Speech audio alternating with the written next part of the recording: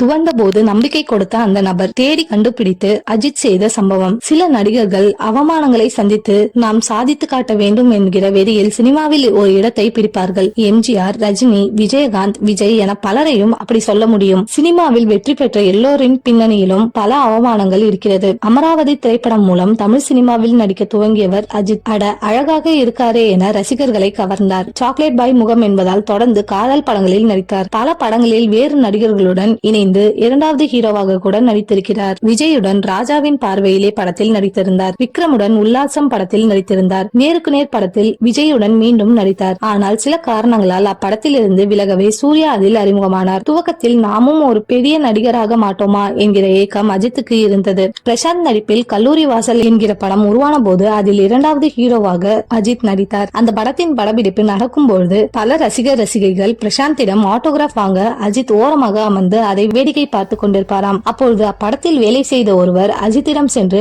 ஏன் இப்படி ஓரமாக உட்கார்ந்திருக்கிறீர்கள், உங்களிடம் யாரும் ஆட்டோகிராஃப் வாங்கவில்லையா என கேட்க, பிரசாந்த் பெரிய ஸ்டார், நான் செகண்ட் ஹீரோவாக நடித்துக் கொண்டிருக்கிறேன், என்னிடம் யார் ஆட்டோகிராஃப் வாங்குவார்கள் என அஜித் சோகமாக சொல்லியிருக்கிறார். அதை கேட்ட அந்த நபர், ஃபீல் பண்ணாதீங்க தம்பி, கண்டிப்பாக நீங்களும் இன்னும் சில வருஷங்களில் பெரிய ஹீரோ ஆவீங்க, உங்களுக்கும் ரசிகர்கள் உருவாவார்கள், உங்களிடம் ஆட்டோகிராஃப் வாங்குவார்கள் என நம்பிக்கையாக பேசியிருக்கிறார். அதன் பின் ஆசை போன்ற படங்களில் நடித்து பிரபலமானார் அஜித். அதன் பின் தனக்கு நம்பிக்கை சொன்ன அந்த நபரை தேடி கண்டுபிடித்து தன்னிடமே மேனேஜராக வைத்துக் கொண்டாராம். அவர்தான் அஜித்திடம் பல வருடங்களாக மேனேஜராக இருக்கும் சுரேஷ் சந்திரா என்கிறார்கள் விவரம் தெரிந்தவர்கள்.